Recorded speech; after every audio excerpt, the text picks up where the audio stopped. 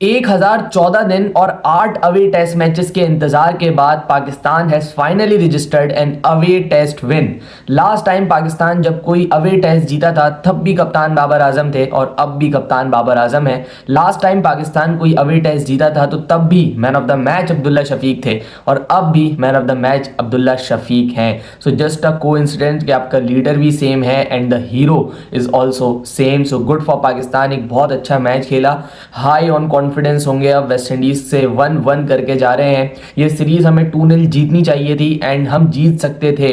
हमने अगर समझेंगे 8 दिन क्रिकेट खेली है तो इसमें से 6 दिन हमने बहुत ज़बरदस्त क्रिकेट खेली है। सिर्फ 2 दिन ऐसे होंगे जिसमें वेस्ट इंडीज़ ने बाजी ले गए एंड वो 2 दिन काफ़ी थे वेस्ट इंडीज़ के लिए पहला टेस्ट मैच क्लिंच करने के लिए।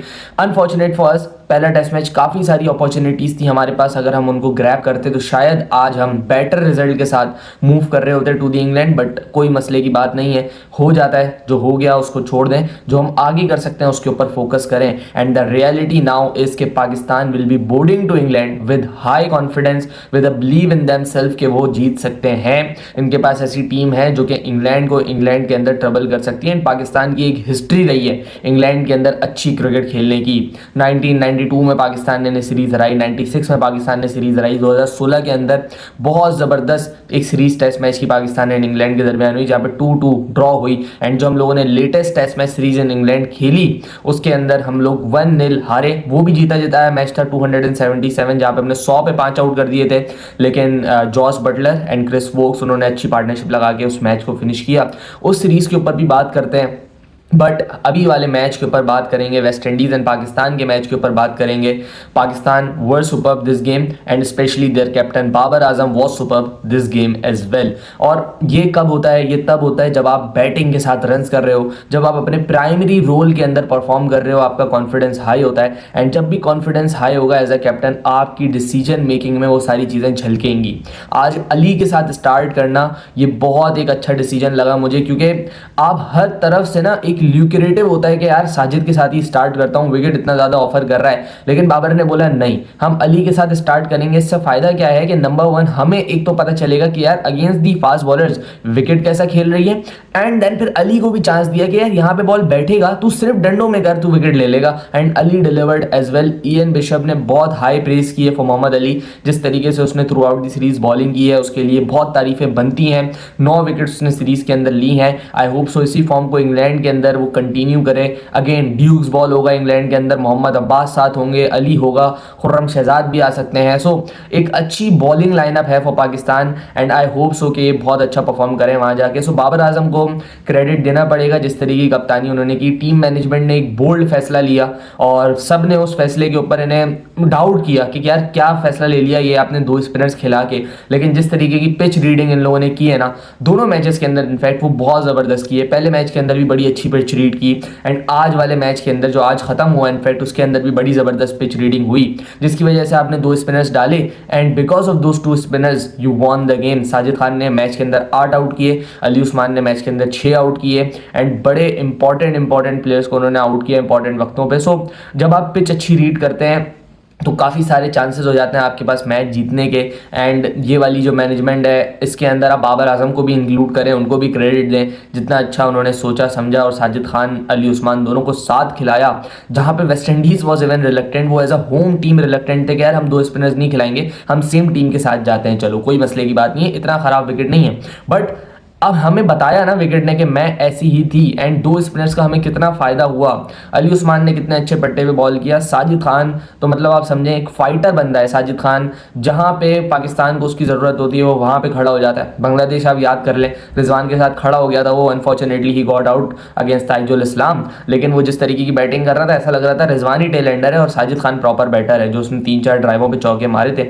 ही गॉट पाकिस्तान क्लोजर। बट मैं बस करेक्टर की बात करना चाहता हूँ, वो एक ज़बरदस्त बंदा है जो कि पाकिस्तान के लिए जान झोंकने को तैयार है, हर मोमेंट के ऊपर पाकिस्तान के लिए खड़ा रहता है and I really want him to play in England as well, क्योंकि एक तो उसका character, number 1 the conditions can also support Sajid as well, क्योंकि इंग्लैंड का टॉप 3 अगर आप देखो तो वहाँ पे 3 लेफ्टीज खेल रहे हैं, एमिलियो गे है, उसके बाद डकेट है, उसके बाद जैकब बैथेल है। सो ये तीनों lefties and Sajid against lefties he is a very good bowler. इसके अलावा भी अगर मैं बात करूँ तो इंग्लैंड की जो विकेट है ना इस दफ़ा वो स्पिनर्स को ज़्यादा सपोर्ट करेगी, क्योंकि वो जो हीट वेव का एक फ्लो चल रहा है इन इंग्लैंड, भले वो लंदन हो भले वो बर्मिंघम हो, हर जगह पे गर्मी पड़ी है इस दफ़ा 35-40 डिग्री इंग्लैंड के लिहाज से बहुत तेज़ गर्मी वहाँ पे पड़ी है। एंड विकेट जो है ना वो बिल्कुल ड्राई हो गई होंगी, एंड ड्राई विकेट पे स्पिनर्स के लिए डेफिनेटली कुछ ना कुछ मौजूद होता है।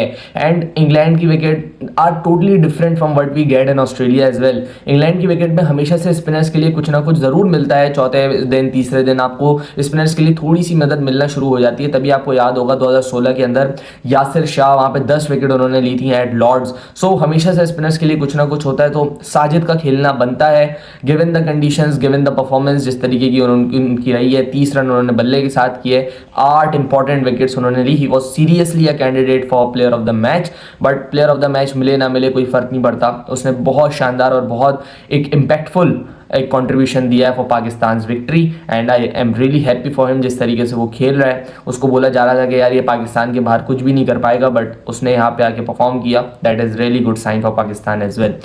अब मैं इस सीरीज़ के बड़े पॉजिटिव्स की बात कर लूँ तो सबसे बड़ा पॉजिटिव तो मेरे लिए जो सबसे बड़ा पॉजिटिव था वो था Babar Azam. Babar Azam has been fantastic in this series. बल्ले के साथ स्पेशली मैं बात करूंगा, कैप्टनसी तो सेकेंडरी मैं समझूंगा उनका, लेकिन बैटिंग के साथ जब भी बाबर आजम अच्छा करेगा तो आप ये समझ लें कि वो कैप्टनसी के अंदर भी अच्छा ही आपको दिखेगा। और बल्ले के साथ इस सीरीज़ के अंदर he looked flawless, her ball बल्ले के मिडिल से खेला, हर बॉल आप देखें एक जब बैटिंग कर रहा होता था बाबर आजम तो चांसलेस बैटिंग बिल्कुल की, हर जगह पे शॉट मारी, अपनी मर्जी से चौके मारे, बॉलर्स को सफर करवाया बाबर आजम ने। 196 रन 2 इनिंग्स के अंदर, 2 तो नॉट आउट थी, 2 इनिंग्स के अंदर काउंट नहीं होंगी, 98 की उनकी एवरेज रही इस सीरीज के अंदर। So it has been a very good series.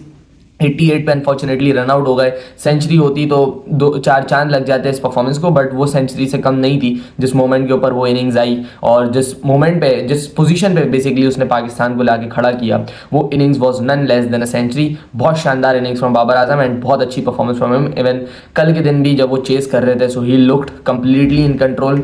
I hope so जो शमार का उनको बॉल लगा हो वो ख़राब ना किया हो, उनके जो अंगूठा है उसको ख़राब ना किया हो, कोई फ्रैक्चर ना हो, कोई ऐसी इंजरी ना हो, क्योंकि 15 दिन से भी कम का टाइम है। हमने 19 अगस्त को पहला टेस्ट मैच खेलना है। So we really want our ace batter, we really want our captain to be fit to play. और बहुत अच्छी कप्तानी भी की, कप्तानी के ऊपर बात कर चुके हैं। एंड देन मैं अगेन कहूँगा कि जब बाबर आजम बैटिंग अच्छी करेगा उसकी कप्तानी में वो चीज़ें झलकती हुई आपको नज़र ज़रूर आती रहेंगी। अब अगर मैं मजीद पॉजिटिव की बात कर लूँ so that is Abdullah Shafique for me, क्योंकि पाकिस्तान स्ट्रगल कर रहा था, सऊद शकील रन नहीं कर रहा था, उसके बाद अब्दुल्ला फजल इंजर्ड हो गया। पहले मैच में आप एक बैट्समैन शॉर्ट जाते हो and then Pakistan again struggle करता है। सो अब्दुल्ला का बीच में आना it really opens up the option for Pakistan कि यार इमाम को हम लोग बाहर कर सकते हैं, अब्दुल्ला को ओपन करवा दें या शान को ओपन करवा दें और हमारा मिडिल ऑर्डर भी स्ट्रॉन्ग बन जाएगा।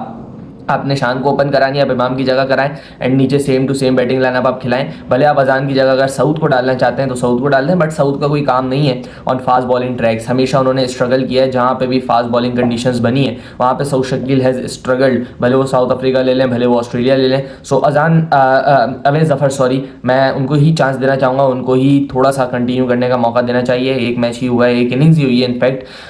सो थोड़ा सा 1-2 मैचेस दे के देखें। He looks a very good player, एक टेक्निक वाइज बड़े अच्छे प्लेयर लगते हैं, लंबे हैं, स्ट्राइड अच्छी निकलती है। सो आई होप वो परफॉर्म करेगा। उसके बाद अगर मैं बात करूं तो अजान अवैस की जो परफॉर्मेंसेज हैं इन दिस सीरीज इतनी खास नहीं है, बट स्टिल वो जो 50 आया पहली इनिंग्स के अंदर that will give him a lot of confidence. कल भी जो बैटिंग कर रहा था वो बहुत अच्छी बैटिंग कर रहा था, middle of the bat her ball को वो खेल रहा था। मेरे ख्याल से थोड़ा सा हार्ड हैंड से खेलने की तरफ जाते हैं जिसकी वजह से वो जो एजेस है ना वो लगते हैं, वरना apart from that he is a pleasing to the eye player. बहुत अच्छी बैटिंग करता है अजान अवैस। सो आई होप कि ये जो सीरीज़ है इनके लिए थोड़ा सा कॉन्फिडेंस लेके आई होगी, स्पेशली द सेकंड टेस्ट। जिस तरीके से पहली इनिंग्स में उन्होंने बैटिंग की, शमार जोसेफ को चौके मारे, रोज को चौके मारे एंड इवन कल भी बहुत अच्छी बैटिंग कर रहे थे, अनफॉर्चुनेट रहे to get out on a very ordinary delivery. So ये मेरे लिए पॉजिटिव्स थे। सबसे बड़ा जो मेरे लिए एक मसला रहा, सबसे बड़ा जो कंसर्न है ना मेरा, वो हमारा मिडिल ऑर्डर है। और उस मिडिल ऑर्डर के कंसर्न की सबसे बड़ी वजह है आगा जी, क्योंकि इनके ऊपर ही सारा इन्हिसार होता था कि यार सलमान अली आगा नीचे से इनिंग्स को संभालेगा, वो रन्स करेगा।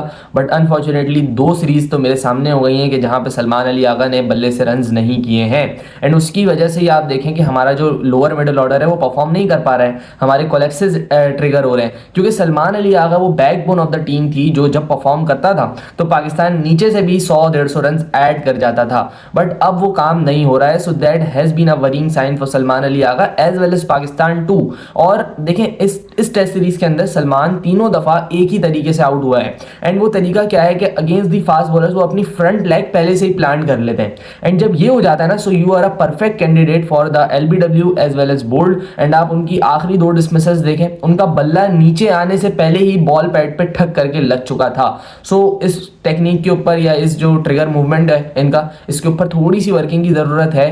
क्या सोच के फ्रंट लेग प्लांट हो रही है वो उसके ऊपर बात करनी चाहिए कोचेस को, एंड इस मसले को दूर करना चाहिए, क्योंकि Salman Ali Agha is a integral part of Pakistan team, and जब वो परफॉर्म नहीं करता है ना, सो शायद पाकिस्तान स्ट्रगल करता है, एंड वो हमें करता हुआ भी नजर आया है। तो उसके बाद मोहम्मद रिजवान की बात कर लें, उनके बल्ले से भी रन नजर नहीं आ रहे हैं। Secondly he is not even looking confident enough to play, और आप देखो कि उनका जो लो ऑन कॉन्फिडेंस है वो उनकी कीपिंग से भी झलकता है, उनकी डिसीजन मेकिंग से भी झलकता है। कीपर एक बहुत इंपॉर्टेंट रोल है इन क्रिकेट, वो आपकी टीम को लेके चलता है। बेसिकली जो रिव्यू वाले डिसीजंस थे, एक किमार रोज का इंपॉर्टेंट रिव्यू नहीं लिया था पाकिस्तान ने, फॉर्चुनेटली हमें वो ज़्यादा हर्ट नहीं किया।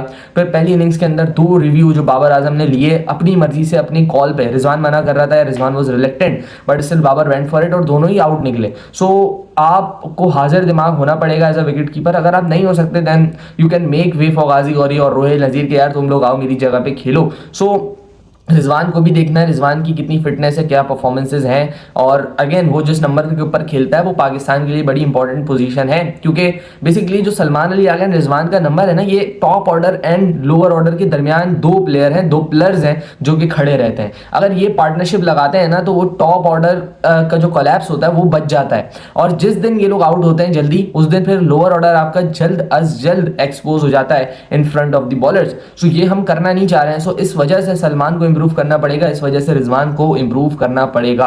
उसके बाद थोड़ी सी बातें हम अपनी फास्ट बॉलिंग के लिए कर लें। सो मोहम्मद अली वेरी गुड, मोहम्मद अब्बास हमें पता है कितना ज़बरदस्त है वो इंग्लिश कंडीशंस के अंदर, Khurram Shahzad also can be lethal in English conditions, but Ubaid Shah के ऊपर सीरियस कंसर्न्स हैं। एक आपका बॉलर है जिसके पास पेस है वो उबैद शाह है, बट अगेन मैंने उस सेम बात की है कि जगह पक्की नहीं है उबैद की लाइन लेंथ पक्की नहीं है। जब तक उबैद की लाइन लेंथ, जब तक उबैद की जगह पक्की नहीं होगी, he can not bowl in test cricket, and वो करने के लिए फर्स्ट क्लास क्रिकेट बहुत ज़्यादा खेलनी पड़ेगी।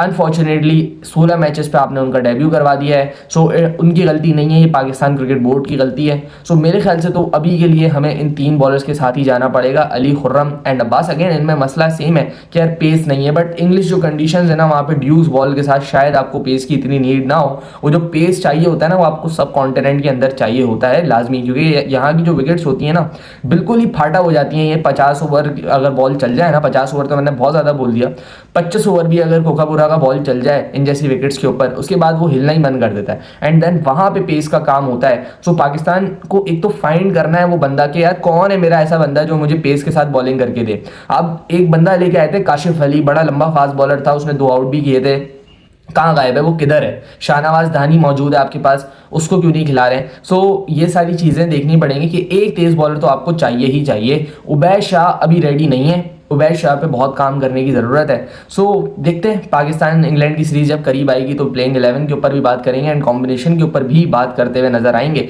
बट अगर हमें टेस्ट क्रिकेट अच्छी खेलनी है तो एक 150 वाला बॉलर, एक 145 वाला बॉलर हमारे पास लाजमी होना चाहिए। So well done Pakistan team, अच्छा एक कमबैक रहा आपका, 1-1 से हम सीरीज ड्रॉ करने में कामयाब हुए हैं। आई होप कि इसी फॉर्म को कंटिन्यू किया जाए इन द इंग्लैंड सीरीज। मिलते हैं किसी और वीडियो में, अपना ख्याल रखिएगा, अल्लाह हाफ़िज़।